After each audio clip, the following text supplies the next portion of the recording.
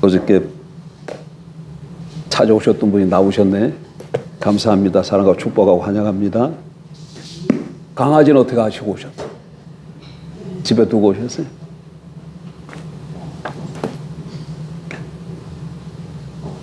자, 성경을 보십시다.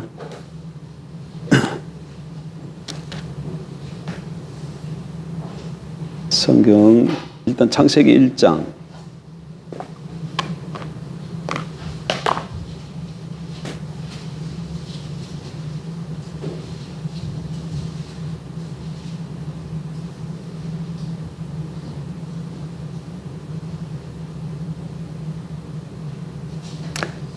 장 1절 태초에 하나님이 천지를 창조하시니라.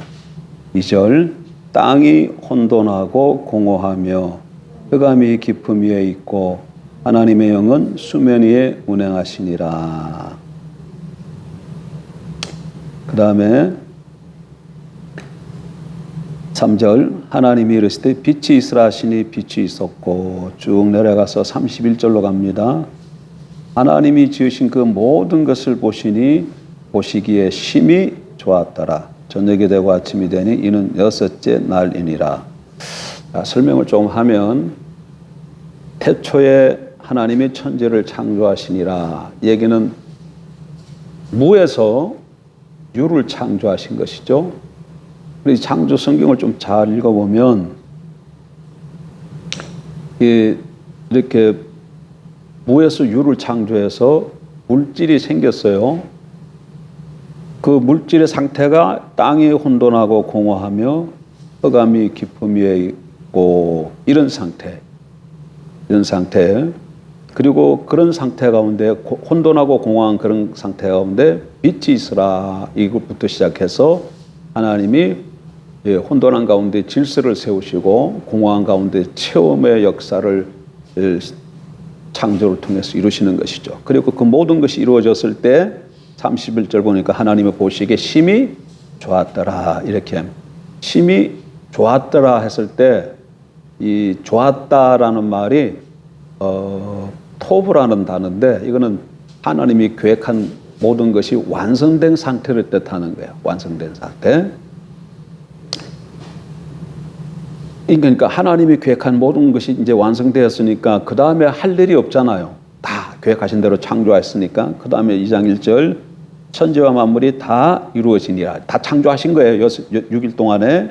그래서 2절 하나님이 그가 하시던 일을 7째 날에 마치시니 그가 하시던 모든 일을 거치고 7째 날에 안식하시니라. 이 안식하신다는 단어도 멈춘다 이런 의미예요. 멈추다 이런 단어예요. 하던 일을 멈추었다. 그러니까 왜 멈췄어요? 다 완성하는 계획했던 모든 것이 다 완성이 됐기 때문에 멈춘 거예요. 그러니까 멈춘다, 안식했다 얘기는 우리는 그냥 육체적 노동을 거침 이 정도로 이해하기 쉬운데 그 정도 차원이 아니라 하나님이 모든 계획한 모든 것이 이루어짐.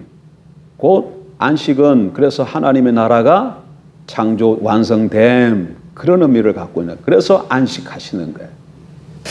자, 이렇게 창세기 1장에 잠깐 이 말씀을 드렸습니다. 그래서 창세기 1장을 통해서 이 땅에 하나님의 질서와 체험의 역사를 통해서 하나님의 통치하심이 이루어진 하나님 보시기에 심히 아름다운 하나님 나라가 세워진 거예요.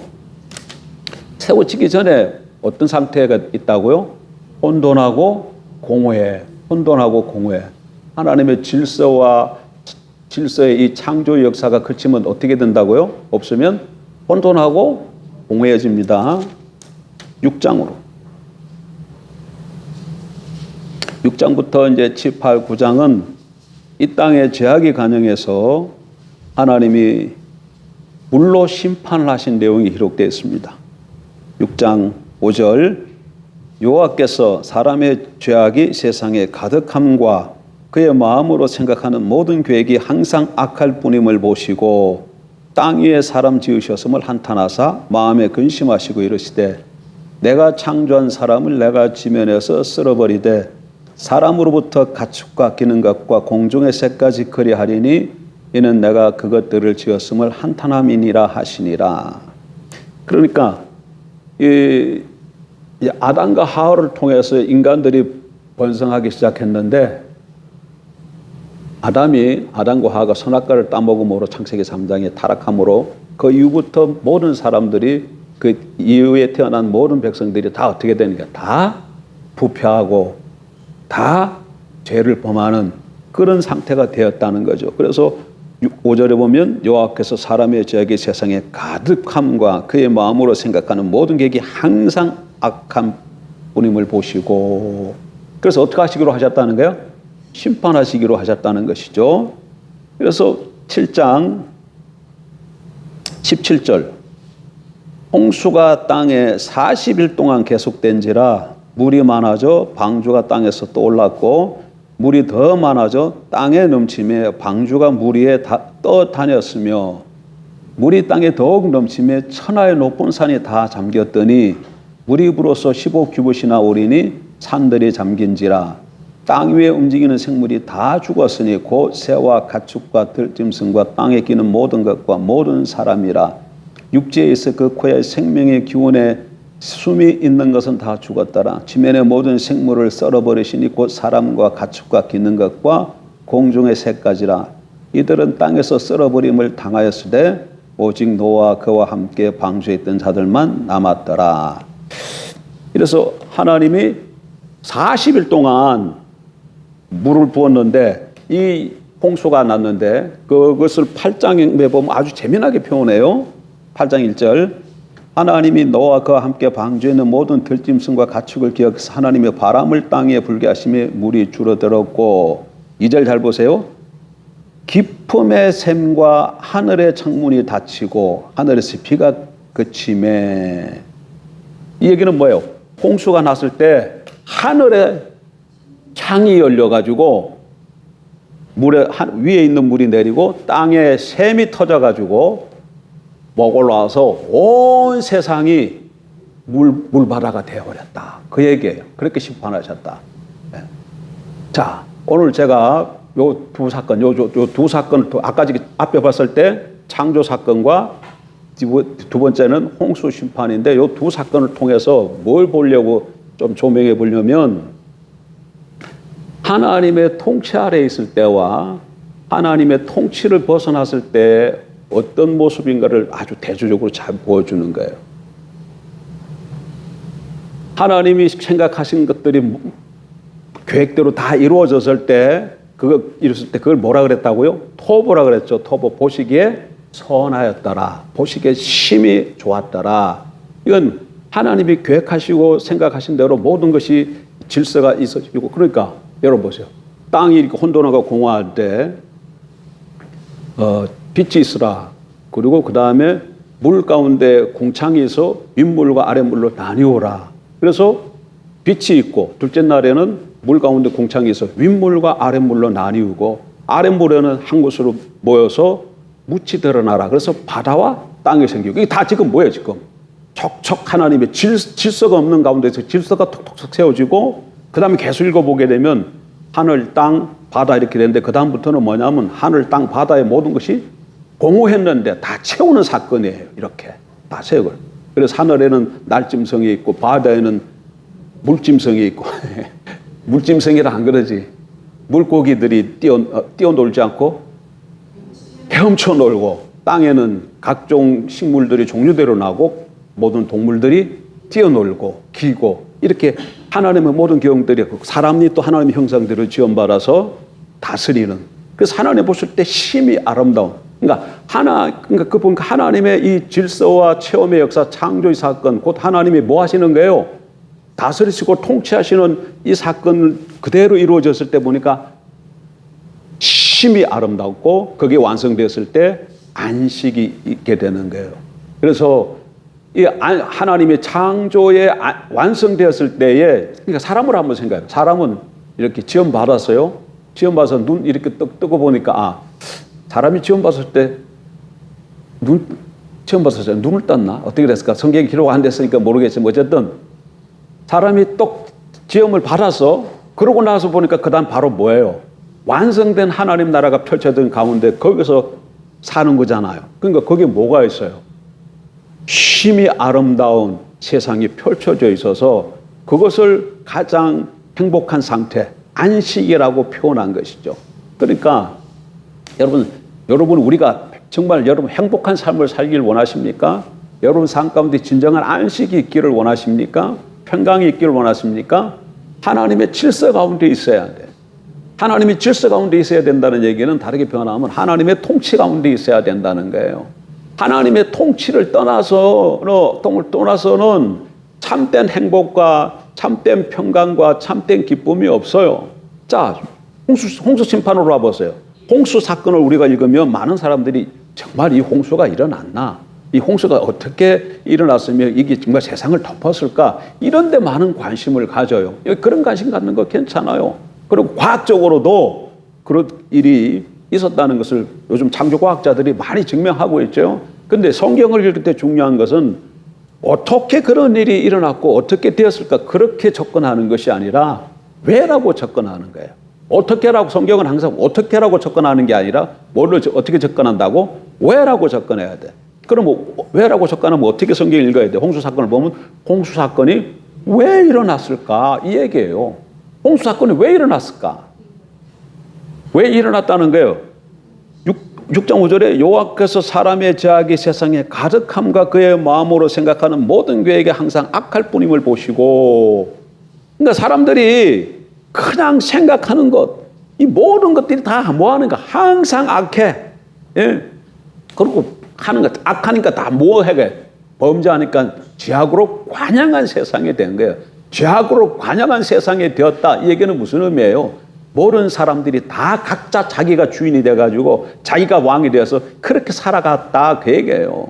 예. 그래서 하나님이 사람 만드신 것을 한탄하시고, 이거는 신인 동명론적 표현이죠. 사람의 빗대서 표현하는 표현이죠. 그래서 이 세상을 심판해야 되겠다 생각하시고 물로 심판하셨대요. 물로. 근데 자 보세요. 지금 홍수가 나가서 온 세상이 물로 다 덮였는데 이 물로 다 이렇게 하나님께서 한순간 지금 하나님의 질서를 거둬들이신 거야. 다르게 표현하면 한순간 하나님이 이 세상을 다스리는 통치를 거두셨어요. 그랬더니 세상이 어떻게 됐다는 거야? 세상이 어떻게 됐다는 거야? 온 세상에 물이 덮여요.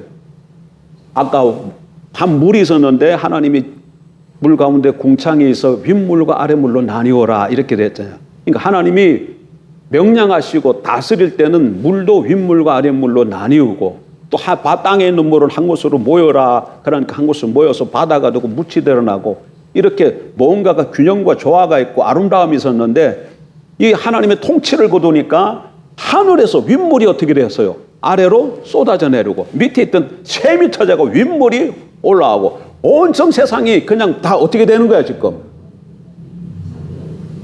물에 다 잠겼잖아요. 물에 다 잠겨요. 뒤죽박죽 그렇게 됐잖아요. 그럼 딱 뭐가 떠올라요? 뭐가 딱 안 떠올라요? 아까 저게 창세기 2장. 물질만 있었을 때 창세기 1장 2절 뭐라 그래요? 땅이 혼돈하고 공허하며 흑암이 깊음 위에 있고 딱 그 모습 아니에요? 딱 그 모습 아니에요? 물이 온 세상에 다 가득 차서 보니까 뒤죽박죽 되네. 혼돈하고 모든 것이 다 없어져 버렸어. 다 물살이에요. 혼돈하고 공허. 흑암이 깊음 위에 있고 그 얘기는 깊음 위에 있다는 깊은 물을 말하는 거야. 깊은 물. 깊은 물에 어둠이 있고 지금 그러니까 온 세상에 있는 산들이고 뭐고 다 물에 잠겼잖아요. 깊음 위에 있고 했는데 딱 그 상태로 돌아가 버린 것이죠. 그 상태로. 그러니까 홍수 사건은 성경을 문맥적으로 보면 바로 창세기 1장 2절 사건으로 회귀하는 사건이에요. 회귀된 사건을 보여주고 신학적으로 보게 되면은 하나님께서 다스리는 통치하는 그 질서 있는 그 통치를 거두는 순간 세상이 어떻게 된다는 거예요? 엉망진창으로 변화되어 버린다는 것을 딱 보여주는 것이죠. 이거 오늘 우리에게 굉장히 많은 것을 보여줍니다. 그러니까 오늘날 하나님의 백성이 하나님의 통치를 따라서 하나님의 말씀을 따라서 순종하는 그 삶이 우리에게 어떤 경우에는 우리 이성과 상식을 벗어나는 걸 요구하기 때문에 그게 좀 힘들 수도 있어요. 그리고 어떤 경우에는 스티그마 있어가지고 너무 세상 사람들이 우리를 반대하니까 너무 억울함도 있을 수 있어요. 오늘 제가 밥 먹다 말고 집사람한테 밥 먹다 말도가 아니라 밥 먹고 올라가서 잠깐 얘기하는 동에 오신 친구 어떤 목사님 얘기를 잠깐 저한테 해주더라고. 뭐 양열이라는 그 분이 계셨는데 제가 어저께 유튜브를 보다가 윤나목은 여자분입니다. 나목이니까 여자지. 근데 이게 내가 알고 있는 윤나목이 맞나 싶어가지고 좀 찾아봤는데 내가 알고 있는 윤나목은 윤성범 박사의 딸이에요. 이분은 감리교의 그 송해신학의 거두에 돌아가시 아주 옛날. 그러니까 감리교는 토착과 신학을 하는데 물론 자유주의 신학이지. 우리가 따라갈 수 없는 우리가 동의할 수 없는 그런 신학을 하는 곳이 그런 신학을 가지고 계신 분인데 어쨌든 감리교에 있어서는 큰 목사님의 그 윤성범 목사님의 딸이 윤나목인데 이 사람은 또 아버지하고 조금 달라. 성경 보는 관점도 알고 또 이 사람은 또 치유사역도 막 해. 그래서 제가 요 근래에 이 전인 치유사역하고 회복하는 데 관심이 있어서 그분 그 유튜브 올라와서 조금 보다 보는데 오늘날 대한민국에서 이렇게 치유 기적을 일으키는 그 목회자들하고 명단을 쭉 올려놓고 같이 기도하는 시간이 있더라고. 그래서 쭉 근데 첫 번째가 송기철 하면 이렇게 나오면서 쭉 나오는데 양혈 뭐 이렇게 또 나오고 그래요. 내가 모르는 사람이에요. 근데 밥 먹고 올라갔더니 그 고신측에 어떤 목사님이 이런 치유 사역 이런 걸 한다고 그래가지고 교단에서 쫓겨났다 그래. 근데 그분이 뭐 강성문인데 그분과 같이 사역하는 목사님이 양열이라는 목사님이다. 근데 어떻게 내가 양열을 봤잖아. 양열이라는 그 목사님 이름이 올라온 거. 이름이 굉장히 많이 올라왔는데 그 이름이 특이하잖아요. 양혈. 그래가 내가 기억이 났던 거예요. 한 번 봤는데 이름을 턱 기억하기가 쉽지 않은데 턱 기억이 난 거예요. 근데 그 두 분이 뭐 했다고? 교회에서 치유사역에서 병 고치고 이렇게 귀신 내쫓고 이런 걸 했다고 교단에서 쫓겨났어요. 고신교단인데. 근데 고신은 그래 아직도. 고신은 그래요. 고신은. 근데 우리 교단도 뭐 비슷해. 우리 교단도 고신과 비슷해. 그러니까 성경이 나와 있는 그대로 주님을 믿고 신뢰함으로 믿음으로 귀신을 내쫓고 병든 치유가 나타나는데 그게 비성경적이라 그래가지고 교단에서 쫓겨났어요. 그러니까 말씀대로 행에 순종했더니 그들에게 찾아온 게 뭐예요? 교단에서 쫓겨남. 이게 스티그마야. 이런 일이 있을 수 있다는 거예요. 예? 교단에서 쫓겨남.